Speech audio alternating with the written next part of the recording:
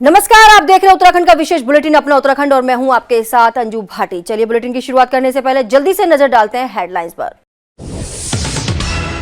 CM Pushkar Singh Dhami 13 जनवरी को करेंगे लोकार्पण। सीएम धामी नवनिर्मित पुल का करेंगे लोकार्पण। विधायक ने की अधिकारियों के साथ बैठक, कार्य को पूर्ण करने के दिए निर्देश। शहरी विकास मंत्री ने की अधिकारियों के साथ बैठक, आवास विकास परिषद की बोर्ड बैठक की अध्यक्षता। बोर्ड बैठक में लिए गए महत्वपूर्ण निर्णय। नगर निकाय के चुनाव होंगे 6 महीने के भीतर, दायर की गई जनहित याचिका। निकाय चुनाव को लेकर कोर्ट में हुई सुनवाई। 16 अप्रैल को होगी अगली सुनवाई।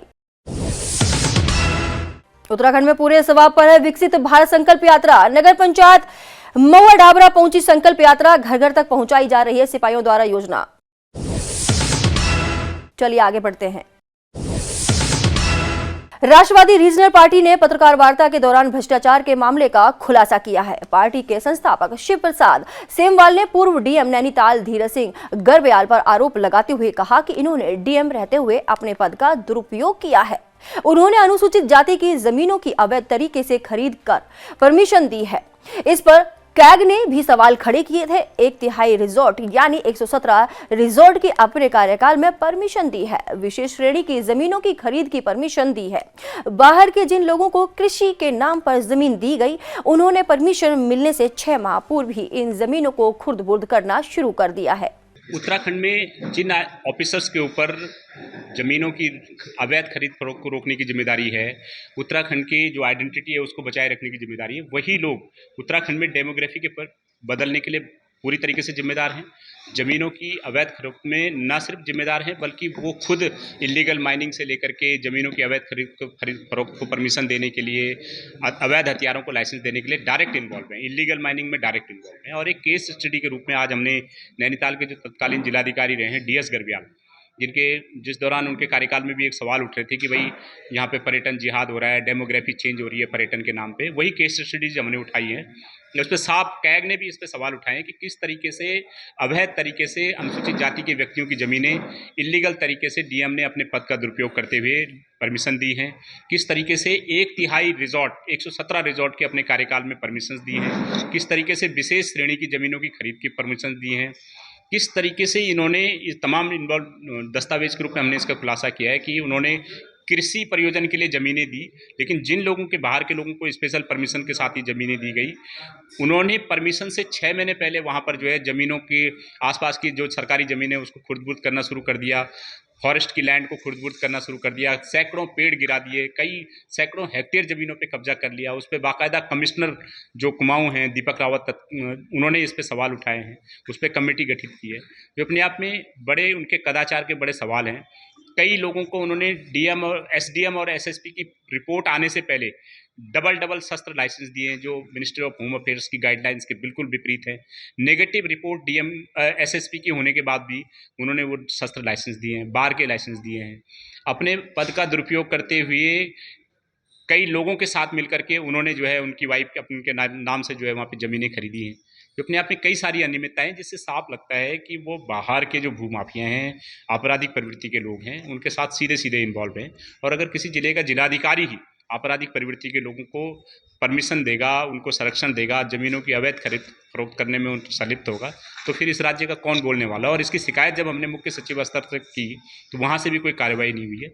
और अब हमने जो है प्रधानमंत्री कार्यालय से इसकी गुहार लगाई है। सेंट्रल विजिलेंस और डीओपीटी में हम लोग दरख्वास्त करेंगे और इस तरीके की कार्रवाइयों पर रोक लगाने की मांग करेंगे और कार्रवाई की मांग करेंगे। नैनीताल जिले के भीमताल विधानसभा में प्रदेश के मुख्यमंत्री पुष्कर सिंह धामी 13 जनवरी को ओखल कांडा ब्लॉक 5 करोड़ 600 लाख की लागत से बने 120 गांवों को जोड़ने वाले पुल का लोकार्पण करेंगे। भीमताल विधायक राम सिंह केड़ा ने अधिकारियों के साथ बैठक की और नवनिर्मित पुल का निरीक्षण किया। विधायक ने अधिकारियों को पुल के अवशेष कार्य को पूर्ण करने के निर्देश दिए। विधायक केड़ा ने कहा, मुख्यमंत्री पुष्कर सिंह धामी पुल के लोकार्पण के बाद खंचियो मैदान में जनसभा को संबोधित करेंगे। विधायक केड़ा ने विभागीय अधिकारियों को अपनी अपनी व्यवस्थाओं पर जुटने के लिए निर्देश दिए। विधायक केड़ा ने कहा कि लोकार्पण कार्यक्रम में केंद्रीय रक्षा मंत्री अजय भट्ट भी मौजूद रहेंगे। शहरी विकास मंत्री प्रेमचंद्र अग्रवाल ने अधिकारियों के साथ विधानसभा स्थित सभागार कक्ष में ऊडा और आवास विकास परिषद की बोर्ड बैठक की अध्यक्षता की। मीडिया से मुखातिब मंत्री ने कहा कि ऊडा और आवास विकास परिषद की बोर्ड बैठक में महत्वपूर्ण निर्णय लिए गए हैं, जिसमें प्रधानमंत्री आवास योजना के तहत विकासकों और प्रशासनिक शुल्क में लगभग 4,000 रुपए की छूट प्रदान करने का निर्णय लिया गया, जिससे विकासकों और राहत मिल सकेगी।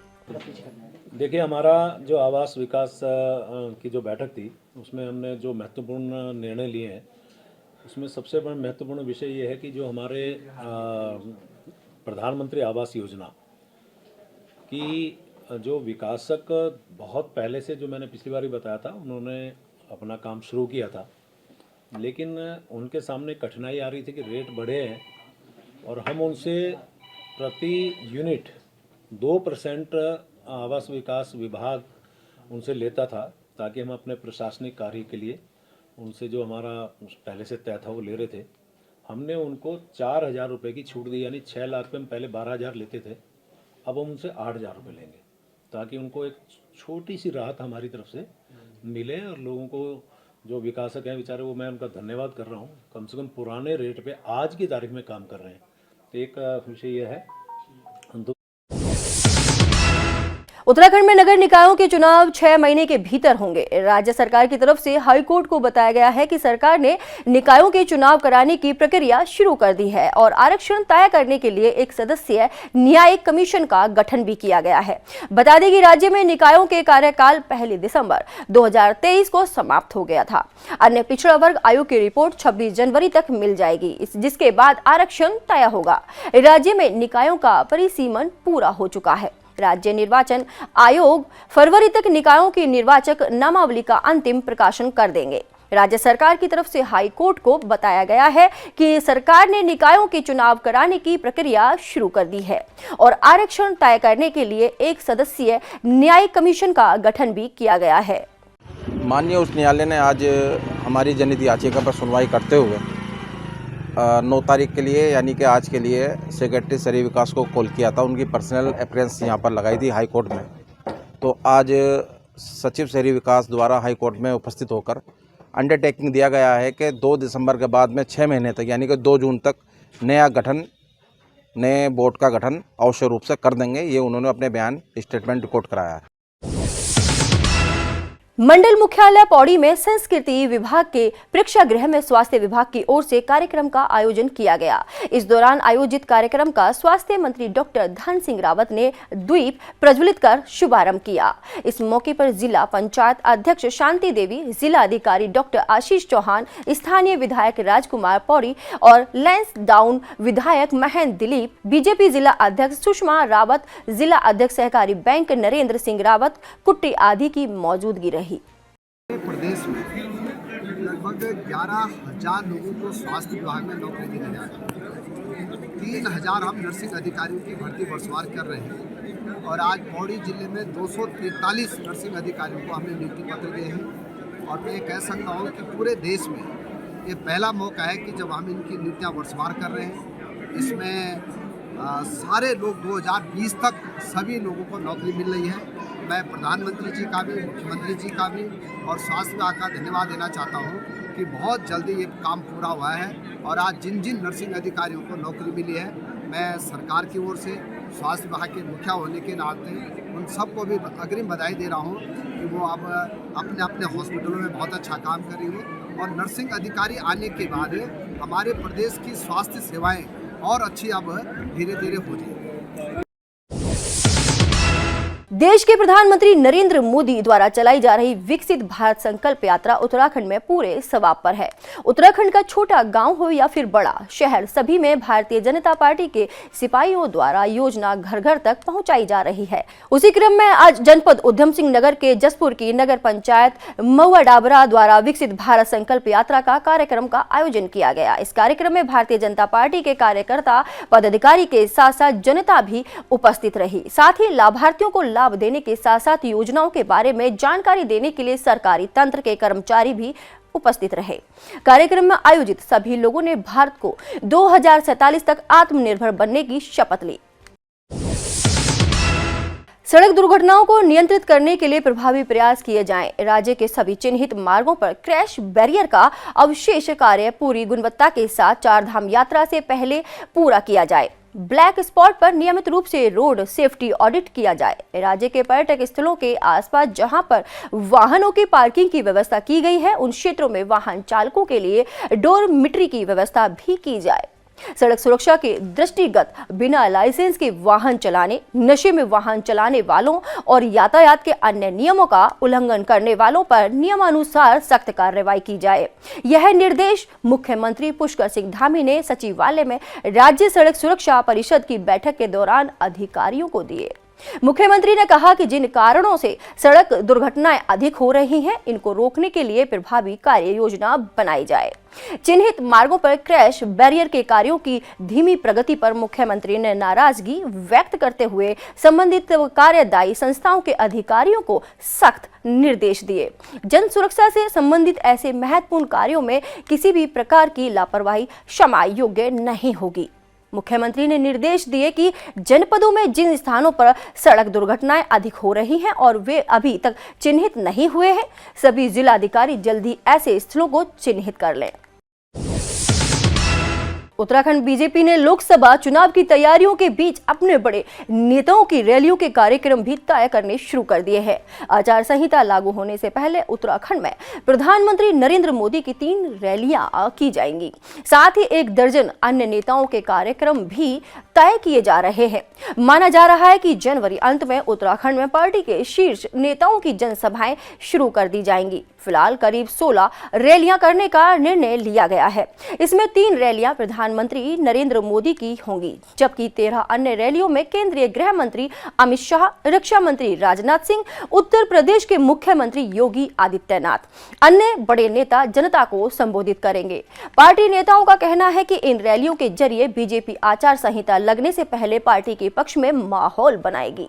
अभी राष्ट्रीय परिषद की एक बड़ी बैठक होने वाली है। उससे पहले हमारे हर राज्य के जो कार्यक्रम हैं, उन कार्यक्रमों की श्रृंखला बनाकर हमने भेजी है। उसमें हमको अनुमति केंद्र से मिलेगी, कौन से कार्यक्रम होने हैं।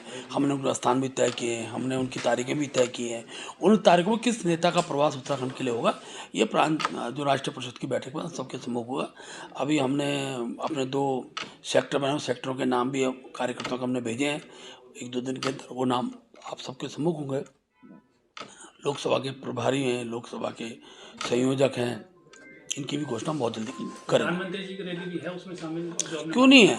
हमने तो आग्रह किया कि प्रत्येक लोकसभा प्रधानमंत्री की जनसभा हो, और ये आह्वान हमने किया। 5 जनसभाएं प्रधानमंत्री जो है, उसका हमारे गृह मंत्री जी हैं, रक्षा मंत्री जी, हमारे राष्ट्र अध्यक्ष हैं, अपने उत्तराखंड में योगी जी का बड़ा प्रभाव है।